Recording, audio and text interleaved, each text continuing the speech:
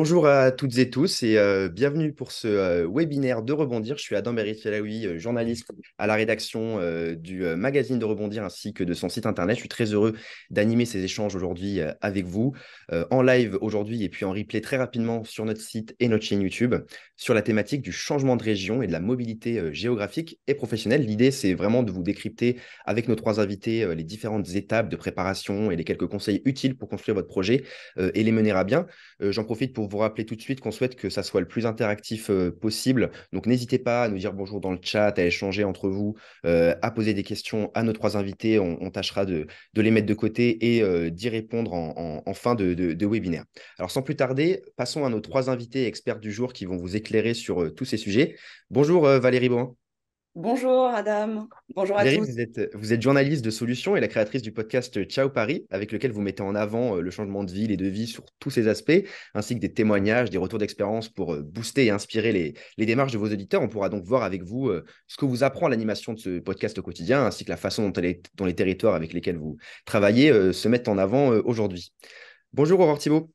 Bonjour, bonjour à tous. Aurore, vous êtes la cofondatrice et présidente de l'entreprise innovante Laou, qui accompagne depuis 2017 les projets de mobilité en région et dans les territoires ruraux, à la fois en matière d'information générale sur le changement de ville et ses principaux défis, que de préparation de son projet sur le plan personnel et professionnel. Vous pourrez donc nous éclairer sur les besoins, les préoccupations que vous observez en la matière et encore une fois mettre en avant la richesse de nos territoires et les leviers que vous utilisez pour les faire connaître et découvrir. Et enfin, bonjour Géraldine Godard. Bonjour. Géraldine, vous êtes aujourd'hui notre témoin de première main et l'incarnation de notre sujet, puisque vous êtes passé il y a 5 ans à la fois de Paris à Bordeaux et d'un métier à l'autre, donc un changement de région couplé à un changement de métier, ce qui arrive très souvent, on va le voir. Et donc, vous êtes aujourd'hui consultante chez OnePoint. Vous allez pouvoir, tout au long de ce webinaire, nous rapporter votre retour d'expérience, nous parler de vos difficultés, mais aussi, bien sûr, de vos retombées positives. Donc voilà donc pour les présentations. N'oubliez pas de poser vos questions via le chat. Et encore une fois, le replay sera disponible très vite. Vous recevrez un mail à l'issue du webinaire. Donc sans plus attendre, rentrons dans le vif du sujet. Je vous propose une première question générale, un premier tour de table à toutes les trois. À l'évocation de ce sujet, à l'évocation du changement de région, de la préparation de ce genre de projet, quelles sont les priorités qui vous viennent à l'esprit, les premiers conseils à adresser aux personnes qui s'y intéressent, qui veut se lancer sur le sujet? Moi, je Valérie, peux peut-être, je vous en prie. commencer, ouais, bien sûr. Alors, vraiment, le premier conseil pour moi, ce serait de ne pas fuir, mais plutôt d'être dans la construction d'un nouveau projet. C'est-à-dire que souvent, une des raisons du changement, c'est que l'endroit dans lequel on est, la vie qu'on y mène, ne nous convienne plus. Et plutôt que de focaliser sur ces aspects-là, moi, je me focaliserais plutôt sur la construction du projet Mhm. en se demandant pourquoi en un seul mot et pourquoi je pars en deux mots. Et pour ça, moi, j'ai personnellement utilisé un outil que je trouve super. C'était une ressource que j'avais trouvée dans le livre L'Exode urbain Oui. de Claire Desmarquarrier. Et elle-même l'avait utilisé avec son compagnon. C'était le carnet de rêve. Et c'est un petit carnet, hein. Moi j'appelle ça le carnet de rêve parce que je trouve ça très joli, mais c'est un carnet dans lequel vous allez prendre des notes, noter des idées, faire le point, et c'est ce point-là, analyser vos envies, vos besoins Mhm. pour l'avenir, ce que vous voulez retrouver, ce que vous ne voulez plus retrouver, qu'est-ce que vous avez envie de construire, qu'est-ce que vous projetez de cette nouvelle vie dans votre prochaine ville, et ben c'est là-dedans que vous allez le consigner. Et autre conseil très important, c'est que dans le dessin que vous allez faire de ce projet, même si vous partez à plusieurs, pour moi, c'est primordial que ce soit avant tout un projet individuel. C'est-à-dire que Mhm. si vous partez pour quelqu'un ou pour vos enfants, ça ne marchera pas. Bien sûr, ça commence par une introspection personnelle et ce genre de questions. Et Aurore, à votre avis, quelles sont les priorités quand on se lance dans un tel projet? Les priorités, c'est de faire ce projet en famille et d'être sûr que tout le monde est d'accord. Et puis, je crois que la priorité, quand on veut changer de ville, c'est d'aller voir d'autres villes. Vraiment, je milite pour aller sur place. Euh, et plutôt que ce qu'on entend des territoires. Et une fois qu'on est allé sur place, si possible, rencontrer des gens localement qui vivent et qui vous ressemblent un petit peu. Donc, par exemple, des communautés, si vous êtes télétravailleur, allez dans un espace de coworking qui est réputé dans le coin. Si vous êtes chef d'entreprise, allez voir une Bien sûr. communauté de chefs d'entreprise, etc., etc. Et du coup, dans ce cas-là, ça va vous aider en fait à vous dire si l'état d'esprit est accueillant, si les gens sont accueillants, si vous allez vous sentir bien. Donc voilà, mon premier conseil, c'est celui-là. Et mon deuxième conseil, vous munir d'une carte de France pour pouvoir commencer à spotter Mm. au-delà de ça, c'est à 1 heure en TGV ou quoi que ce soit. Enfin, il n'y a pas grand Bien monde sûr. qui prend le TGV tous les matins. Donc l'important, c'est surtout, voilà, où sont vos proches, où sont les éléments naturels que vous voulez rejoindre facilement. Et voilà. Bien sûr, il y a toute cette phase de préparation qu'on va pouvoir détailler. Et donc, Géraldine, vous qui êtes, encore une fois, notre témoin du jour, comment vous avez mené cette réflexion? Quelles ont été vos priorités au moment de réfléchir à votre changement de région?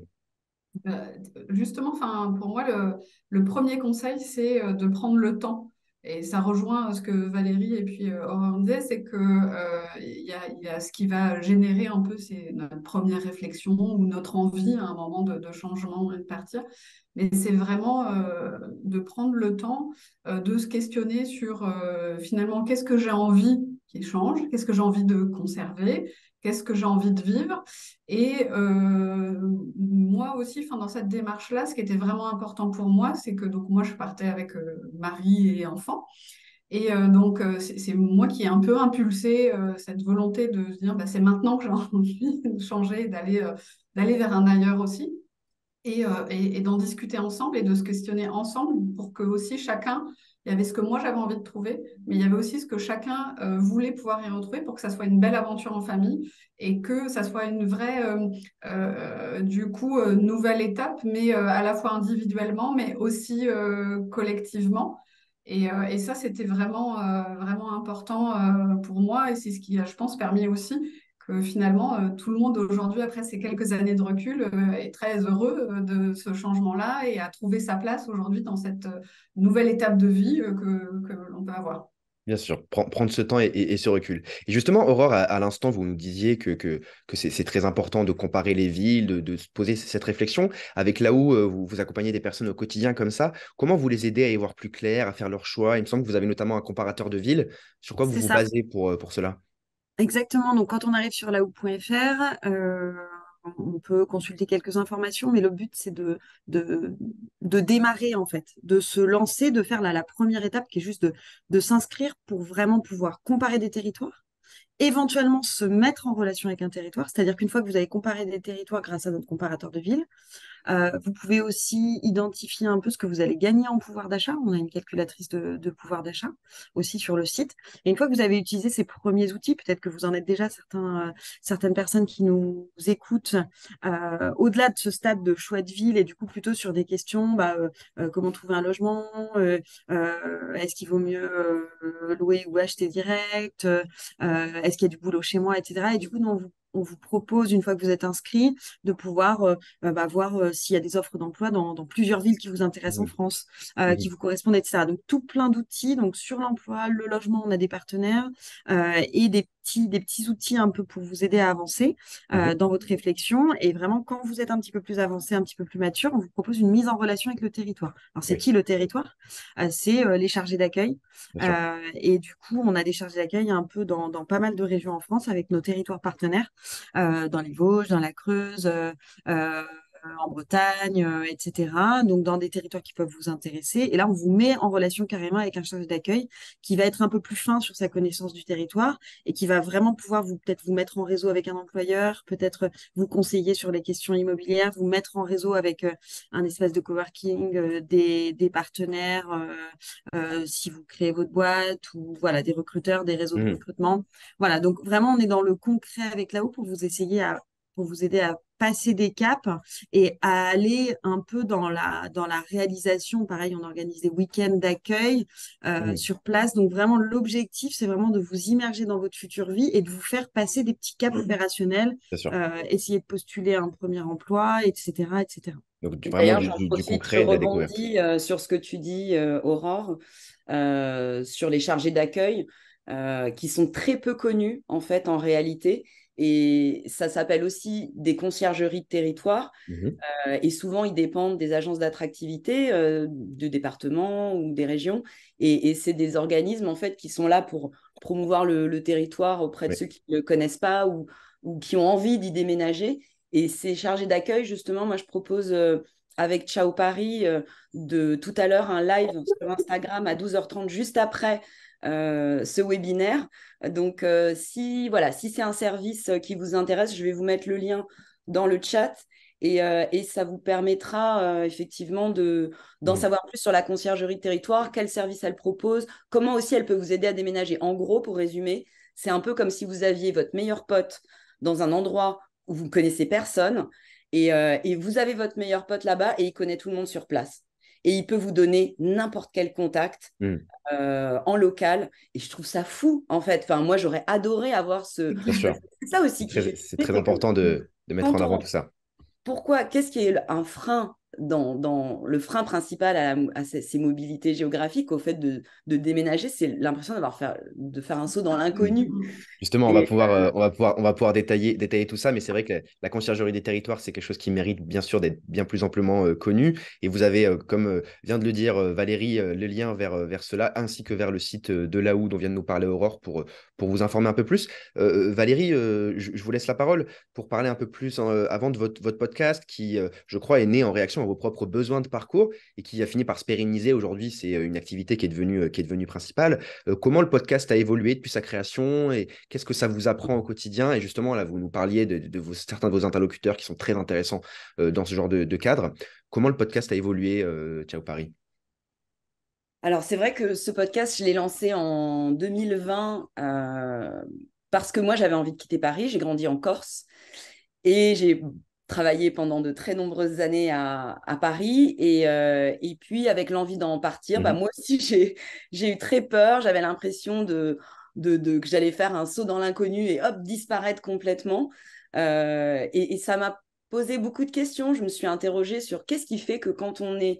euh, voilà, qu'est-ce qui fait si peur? Et donc, j'ai eu envie d'aller rencontrer ce qu'il avait déjà fait pour m'aider, moi, dans cette quête. Et finalement, c'est vrai que c'est devenu ce podcast que je pensais arrêter quand j'aurais quitté Paris.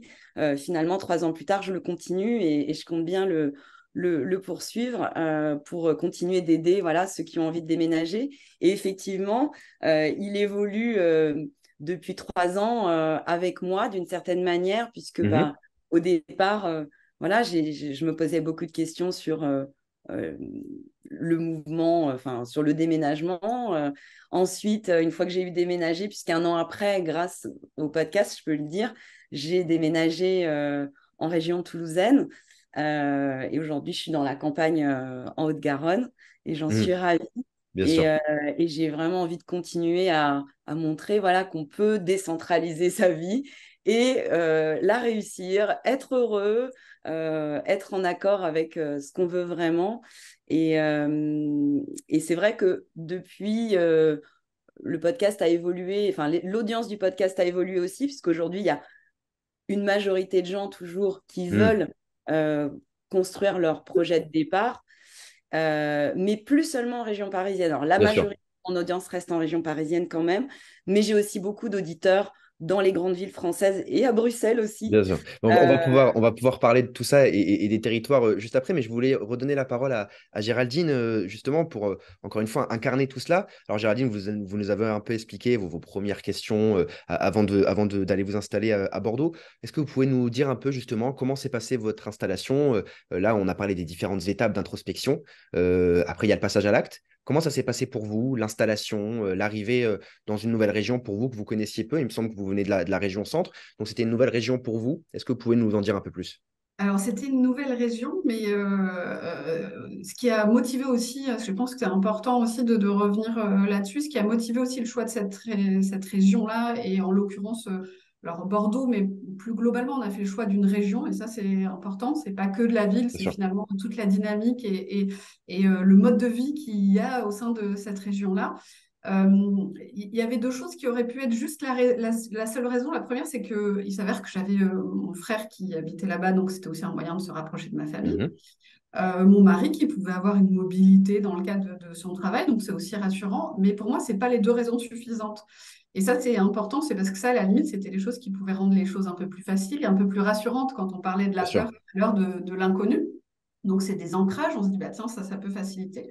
Mais je crois que le plus important, c'est le temps qu'on a passé avant, justement, à aller découvrir cette région et à se rendre compte que, ben, en fait, on avait envie d'y vivre.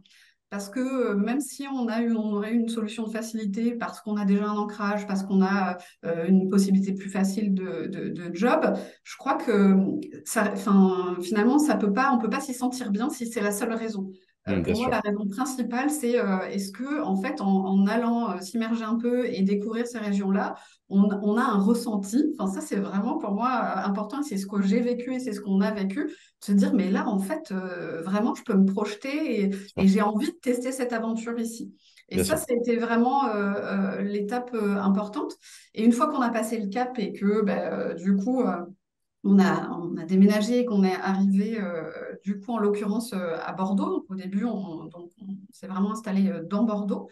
Mais ce qui est aussi important, ça, c'est un point que je tiens à vraiment partager, c'est que on a pris le temps, en fait, de aussi découvrir là où on allait vivre Mhm. avant de se projeter. Typiquement, par exemple, on n'a pas acheté notre maison ou C'est vrai notre que appartement l'immobilier est tout de tout un suite. sujet, ouais. On était voilà, en location, voilà, un endroit, et de se dire finalement de vraiment vivre la vie au quotidien avec, là, en l'occurrence avec les Bordelais, de pouvoir vivre qu'est-ce que c'est que l'école, le nouveau travail, comment on vit à Bordeaux, Bien la sûr, voiture, pas la voiture, le vélo, pas le vélo, enfin, toutes ces choses un peu qui peuvent sembler simples, mais qui au quotidien, en fait, nous font expérimenter en fait le territoire où on vit. Et typiquement, nous, on était plutôt en projection d'aller vivre vraiment à la campagne. Ce qui finalement, en testant un peu notre nouveau mode de vie, on a un peu, voilà, ça nous a fait un peu pivoter dans notre réflexion. Et ça, c'est un point pour moi qui est vraiment important. Ça rejoint le début de débat, c'est qu'à chaque étape, en fait, il faut prendre le temps parce bien qu'on sûr. en fait, Et après, on en revient à cette importance de découverte des territoires dont parlait notamment ouais, Aurore. Ça mène à un autre sujet parce que là, vous évoquez le changement de vie dans son ensemble. Il me semble, Aurore, que c'était important pour vous de souligner qu'un changement de région, c'est vraiment un changement de vie, ça implique une rupture. Il faut être prêt à un changement total. Il ne faut pas s'attendre à avoir la même vie ailleurs. Il faut avoir conscience des particularités de chaque territoire. Qu'est-ce que vous pensez de ce point-là, Aurore? Oui, ah bah, en fait, alors là, c'était spécifiquement pour le cas de Géraldine, parce que c'est vrai que quand on déménage dans une très très grande métropole, et c'est mon point de vue, hein, Mhm. ça reste une vie très très proche de la vie parisienne. Il y a des immeubles, le prix de l'immobilier est cher, il y a des bouchons, il y a beaucoup de gens, voilà. C'est très très grand, et voilà. Mais ce qui est rassurant quand on déménage comme ça, c'est qu'on se dit, ah bah, du coup, je vais retrouver une petite espèce de petite communauté, quoi. Si je quitte Paris pour Bordeaux, bon, si je quitte Paris pour Lyon, je veux dire, c'est une Mhm. très grande ville, une métropole internationale. Enfin, voilà. Ça va pas changer grandement votre vie. Ce qui est un plus grand, enfin, ce qui va changer votre vie, c'est que vous allez être éloigné des gens avec qui vous étiez. Évidemment, vous vivez Sûr. plus dans la même rue, vous vivez pas dans le même immeuble. C'est pas le même appartement, bon, ça, ok. Mais soit, une fois que ça s'est fait, en termes de mode de vie, c'est quand même relativement pareil. Ce qui va changer, en termes de mode de vie, c'est plutôt d'aller dans une ville un village ou alors une ville entre 5000 et 80 000 habitants, quoi. Au-delà, ça reste une métropole. Voilà. Une ville de plus de 100 000 habitants aujourd'hui, c'est des métropoles avec des agglomérations. Mhm. Voilà. Donc, c'est des grandes villes. Voilà.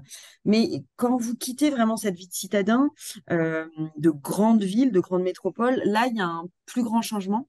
Et effectivement, votre sociabilité ne va pas être la même. C'est-à-dire qu'il va falloir Mhm. faire un petit peu Bien plus sûr. d'efforts. Déjà, Géraldine le sait, quand on arrive dans un nouvel endroit, quel qu'il soit, il faut faire des efforts pour faire des d'intégration. efforts. Il Tout faut à fait. Voilà. s'intégrer. Ça, Et il faut c'est à la charge s'intégrer. des Voilà. personnes qui arrivent, hein. Enfin, pour le Exactement. coup, je trouve que ça, c'est important de le noter. C'est à Tout à nous qui fait. arrivons quelque part de faire cette démarche, d'aller rencontrer les gens et de s'intégrer.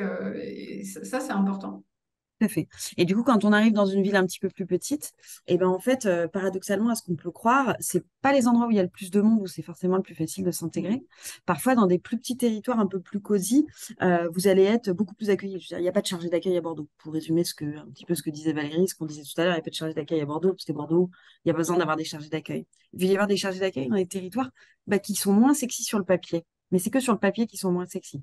Et du coup, ils vont peut-être euh, il y a dans ces territoires-là des communautés qui vont peut-être se faire plus facilement. Mhm. Il y a des échanges qui vont peut-être se faire plus facilement.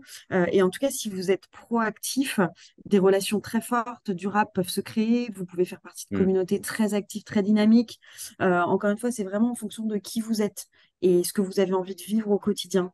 Euh, voilà, et puis il y a des très bons équilibres. Souvent, moi, c'est mon cas, hein, mais je vis à 25 minutes d'une grande ville, mais dans un tout petit village, il y a 600 personnes dans le village. Je veux dire, ma vie, c'est beaucoup plus intergénérationnel que quand je vivais à Paris. Voilà, je vais aider mon voisin qui a 80 ans. J'ai accès au maire et au conseil municipal. Du coup, Mhm. je peux me dire, ah bah, j'ai vachement envie de collaborer à ce truc-là dans le village. J'ai vachement envie qu'on fasse ça. Voilà, dans des plus petits territoires. Enfin, plus on est dans un petit territoire, plus on est grand. Voilà, c'est au contraire. Oui, Je veux dire, à Bordeaux, à Paris, vous êtes complètement anonymisé, ce qui peut correspondre à beaucoup de profils, encore une fois.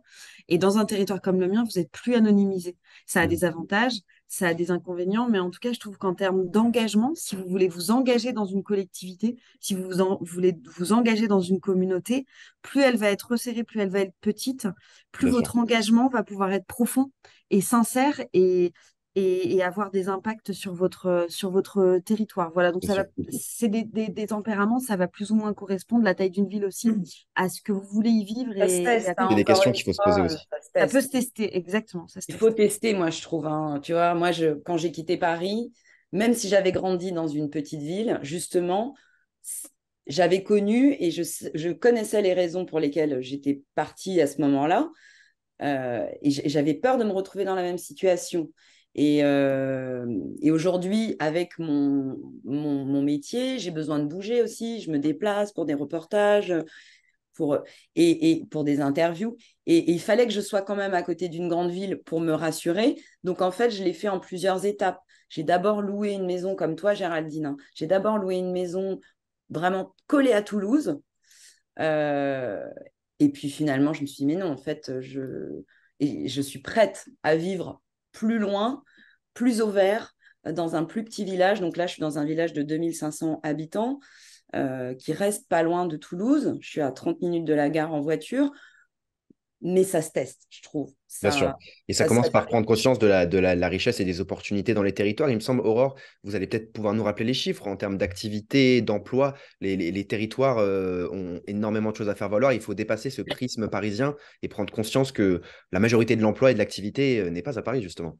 Oui, tout à fait. Alors, l'un des freins, on parlait de sociabilisation tout à l'heure. Le deuxième frein, c'est est-ce que je vais réussir ma vie? Est-ce que c'est Ouais, possible de réussir ma vie professionnelle en dehors de Paris? C'est une excellente question à laquelle il faut répondre d'une façon très simple. Oui, vous pouvez réussir votre vie Géraldine en est un professionnelle. exemple et vous êtes Euh, toutes les deux aussi un exemple de ça. je veux dire, je ne peux pas. Enfin, la majorité de l'emploi cadre est en région. Statistiquement, les chiffres, il y a plus d'emplois de cadres en région, mais il est beaucoup plus diffus. C'est-à-dire qu'en Bien sûr. Ile-de-France, si vous vivez toujours en Ile-de-France, vous acceptez parfois de faire 1 heure et demie de trajet pour aller à votre boulot. C'est comme si moi, le matin, j'allais à Poitiers. Je veux dire, Qu'on n'accepterait pas ça n'a ailleurs de faire ça. ça n'a pas de sens de faire 1 heure et demie de trajet par jour, matin et soir, ailleurs en province. Donc, si je rajoute Poitiers, plus les autres villes, toutes les autres villes à 1 heure et demie, ça me fait un gros potentiel d'emploi, mais je ne vais pas le faire en fait. Non.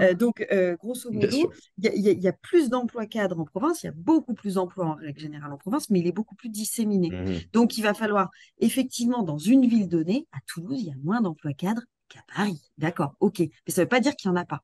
Et ça ne veut pas dire que là, si vous vous mettez à chercher du boulot, et je vous invite à le faire, hein, ne serait-ce que ça psychologiquement, les gens sont persuadés qu'il n'y a pas de boulot. Bah, je vous invite à taper le nom de votre travail et à regarder le nombre d'emplois qu'il existe en France sur la PEC. Et à commencer à regarder, à commencer à scroller.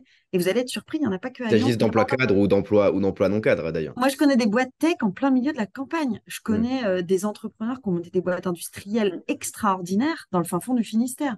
Je connais des entrepreneurs de la tech et des génies du business perdus dans les Alpes. Je veux dire, la concentration qui reste factuel aujourd'hui, ça c'est une réalité dans l'emploi, c'est les médias nationaux. Mais bien sûr. Voilà, après il y a des médias locaux et maintenant il y a plein de gens qui sont en télétravail dans cet univers-là, mais les médias nationaux sont encore à Paris, ainsi que la mode. Voilà, vraiment la mode de très haut niveau, la haute couture, etc. Même s'il y a beaucoup d'ateliers en région pour les petites mains, mais pour les voilà, LVMH, voilà, le siège reste là-bas.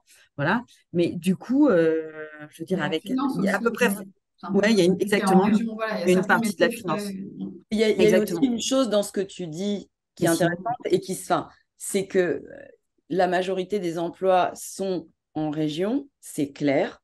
Euh, mais quand on change de région et qu'on change de job, il y a probablement, même si c'est pas conscient, une envie aussi de changer de vie en Tout à réalité. fait. C'était le Donc, prochain point que tu souhaitais c'est un aborder, peu vous. une illusion. Allez-y. Ah ben voilà, ben, du coup, on y va alors. Oui, bien sûr. Parce C'est que un peu je une me permets juste illusion. de faire une petite Oui, précision. Vous me disiez en amont de ce webinaire, notamment le nombre de reconversions qui accompagnent un changement de région, oui.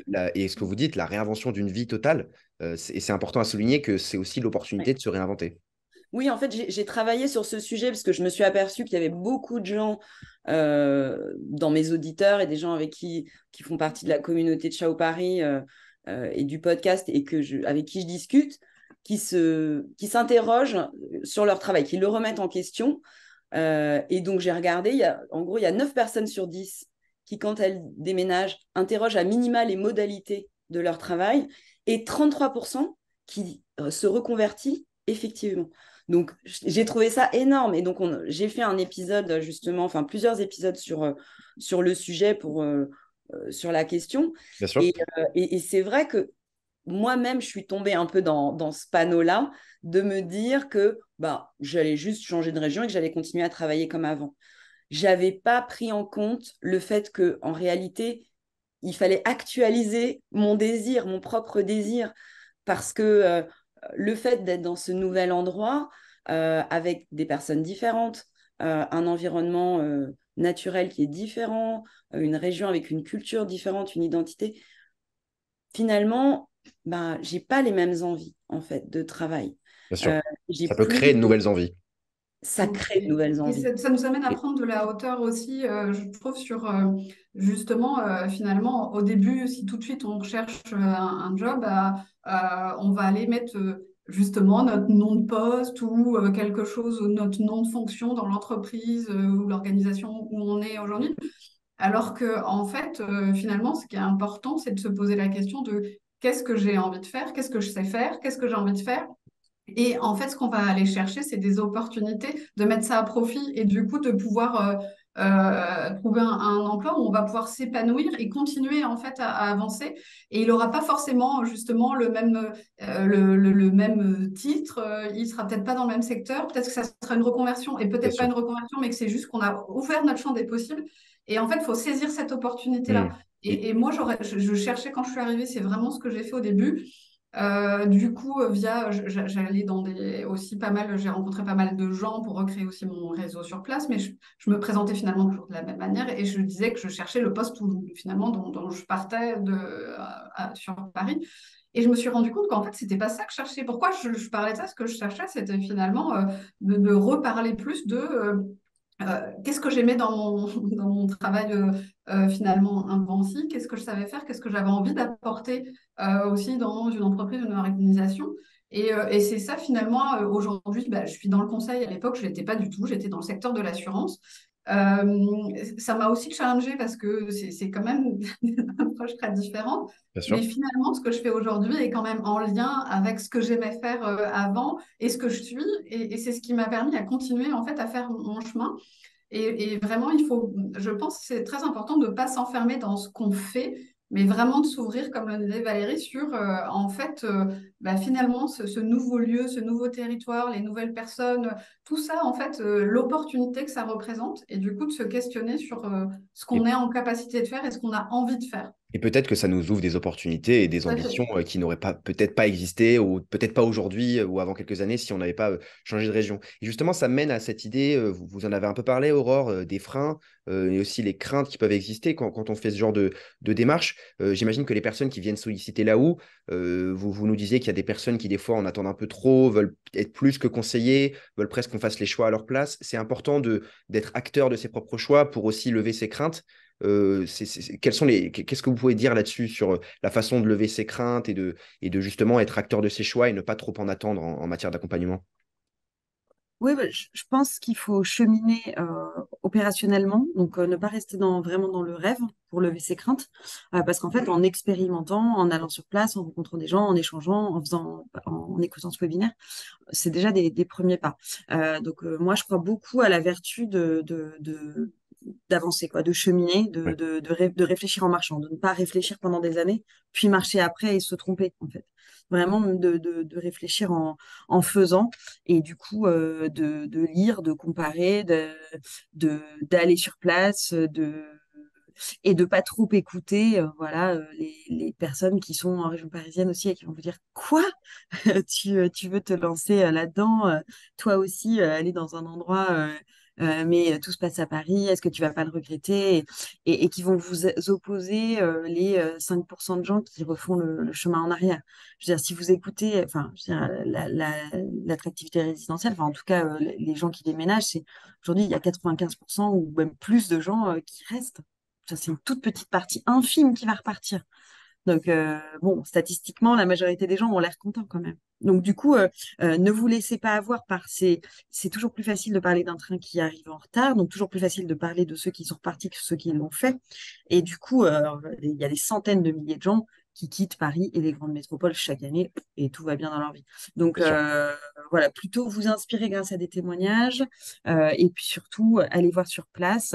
Euh, et ne pas forcément enfin, bien choisir vos critères. C'est-à-dire que moi, je vois des gens me dire, je veux absolument le train, et quand je demande combien de fois ils prennent le train par mois, bah, c'est juste pour revenir voir ma famille une fois tous les 3 mois. Et tu as vraiment besoin du TGV qui Hmm. va le plus vite possible pour ça, parce qu'en fait, du coup, tu vas t'endetter beaucoup plus avec un budget immobilier qui est pas énorme, tu vas t'endetter sur 10 ans de plus, où tu Ouais, il vas faut augmenter ton prioriser. échéance énormément pour être dans une ville TGV qui a le TGV à moins d'une heure de Paris. C'est étrange comme raisonnement. Donc vraiment raisonner par rapport à votre vie quotidienne. Moi, je trouve que c'est vraiment la vie quotidienne. Je veux vivre quoi au quotidien? C'est ce que disait Valérie aussi. Souvent, bah voilà, c'est aussi l'occasion de se repositionner par rapport à son travail. Est-ce que je veux vivre avec un jardin? Est-ce que je veux vivre dans une maison ou dans un appartement? Est-ce que je veux faire du vélo pour aller au travail? Est-ce que je On en veux revient aux premières questions, à cette Ouais, introspection. exactement. En fait, quand ces premières questions sont bien remplies, qu'est-ce que je veux vivre au quotidien idéalement?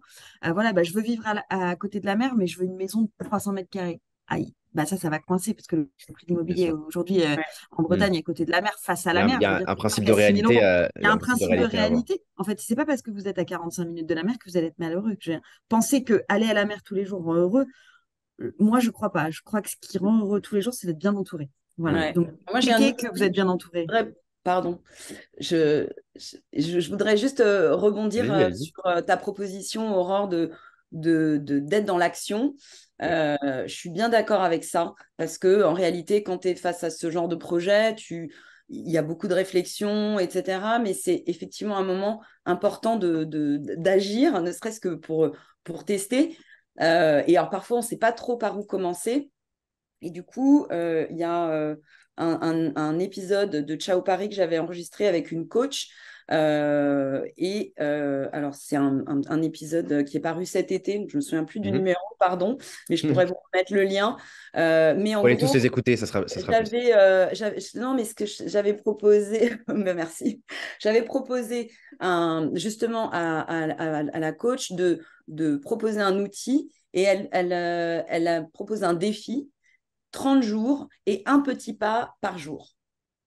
Et l'idée, ça peut être un petit pas, ça peut être écouter un épisode de podcast, organiser un week-end, lire un livre, Bien sûr. appeler quelqu'un qu'on connaît qui a déjà déménagé. Ça peut être vraiment des toutes petites choses. Mais voilà, donc c'est vrai que, et ce qui est sympa, c'est qu'à la fin, on fait le bilan de ce mois et on a mené finalement 30 petites actions, Mhm. mais qui nous ont fait avancer. Et puis, bah, voilà, et puis, bah, il n'y a plus De qu'à faire la recommencer. différence. Parce qu'il Très y a intéressant. une sorte de timing où, en fait, dans le timing de départ, c'est à la fois important de s'écouter, d'écouter ses peurs, d'écouter ses doutes, mais il y a une espèce d'équilibre à trouver entre bah, les peurs, les doutes et le temps à prendre, et puis ce L'action. moment à pas rater où bah, en fait, il faut y aller, quoi. Ouais. Et ça me mène à cette idée que justement, c'est ce qu'Aurore disait, il ne faut pas avoir forcément peur de l'échec, ça peut être une étape Mais supplémentaire ça n'est et pas un savoir. échec. Il n'y a Voilà. pas Oui, c'est d'échec. ça. Enfin, ouais. Justement, Géraldine, je souhaitais C'est justement vraiment pouvoir important vous à lancer avoir là-dessus. ça en tête, hein. C'est que Comment vous avez dépassé justement, Géraldine? Est-ce que déjà vous aviez des craintes comme ça? Je pense que c'est ce que vous allez dire. Comment vous justement vous vous êtes mis dans cet état d'esprit positif dans votre démarche pour dépasser une potentielle crainte de l'échec, même si j'ai entendu il ne faut pas dire échec. mais non, c'est ça. Enfin, pour moi, il n'y a pas d'échec parce qu'en fait, finalement, l'objectif, c'est qu'on est dans une recherche finalement d'une nouvelle étape de vie qui apporte un certain nombre de choses qui nous rend heureux. Et ça, c'est propre à chacun. Bien sûr. Mais finalement, il y a ce qu'on s'est imaginé, et ça, c'est important. Et c'est pour ça qu'il faut passer à l'action parce qu'il faut vivre des choses pour valider ce qu'on s'est imaginé, si c'est finalement ce qu'on cherche, si ça nous rend heureux, ça nous rend pas heureux. Et du coup, ben, moi, enfin, ça a été, je saute dans le grand bain. Du coup, ben, quand on est arrivé, j'avais mon fils qui rentrait, on arrivait pendant l'été, j'avais mon fils qui rentrait à l'école en septembre, mon mari qui commençait son autre job et moi qui étais là pour essayer de faire que tout le monde, enfin voilà, la logistique, ça se mette en place. Et en même temps, moi, j'avais besoin d'être rassurée en me disant, et donc, c'était ma mission au quotidien. Et en fait, je me suis rendu compte que assez rapidement, l'important, c'était plutôt, et ce que j'ai fait chaque jour, c'est en fait notre ancrage un peu plus dans notre nouveau lieu de vie, notre nouvel environnement. Et Hmm. en fait, ce qui me rendait heureuse, c'était pas, certes, de me rassurer que j'allais trouver un travail que j'ai trouvé très rapidement, en l'occurrence, et je rejoins du coup Aurore et Valérie. Enfin, finalement, c'est pas ça, je pense, le vrai sujet. C'est important, mais c'est pas ce qui va poser problème. Et donc, du coup, nous, finalement, chaque jour, en fait, ben, ça a été d'aller rencontrer des gens aussi via l'école, via le travail aussi, c'est un moyen, d'aller regarder les associations qu'il y avait dans le quartier qu'on est Bien pour se dire, sûr. bah On voilà, en on revient à vient ce qu'on disait tout à d'arriver, l'heure. qu'est-ce qu'on Hmm. peut faire, comment. Et petit à petit, en fait, de prendre place dans ce nouveau territoire et de le découvrir, de prendre un vélo, d'aller découvrir les quartiers d'à côté, ça, c'est des choses simples, ça peut sembler bête, hein, mais en vrai, c'est ce qui a fait que chaque jour, on s'est senti bien et qu'on s'est dit, bah, en fait, ouais, enfin, on est heureux ensemble. Et ce qui est important aussi, c'est que nous, c'était une aventure en famille et qui nous a vraiment encore plus resserrés, enfin, parce que finalement, c'est ce changement, on l'a vécu ensemble. On a beaucoup partagé sur comment chacun vivait. Moi, j'avoue que j'avais un peu peur parce que comme c'était moi qui étais à l'initiative, même si tout le monde était OK, il n'empêche que si ça marchait pas ou si quelqu'un n'était Mhm. pas bien, je me serais sentie responsable. Et, bon. Et en fait, ben, non, ça a été vraiment une chouette aventure humaine, vraiment familiale et puis bah, professionnelle aussi parce que ça m'a ouvert plein d'autres Bien sûr. horizons. Mais pour moi, c'est cet ancrage-là, par tous ces petits pas que vous évoquiez, des choses simples de la vie en fait, quoi. Enfin, d'aller au marché à côté, discuter avec les producteurs locaux, enfin, ça peut sembler con, mais c'est vraiment ça qui m'a fait aimer Hmm. aussi Faut être bah, acteur de mon tout cela. territoire et le lieu où j'allais m'installer, quoi. Tout à Et fait. après, Bah, encore une fois, c'est normal d'avoir des coups de down. Moi, je me souviens des débuts où je suis arrivée ici. Pourtant, je l'ai voulu, hein, ce changement de vie, hein. Je veux dire, mais je suis arrivée là et je me disais, mais qu'est-ce que je fous là? Non pas que je regrettais le fait d'avoir déménagé, mais je ne savais, littéralement, je ne savais plus où j'habitais.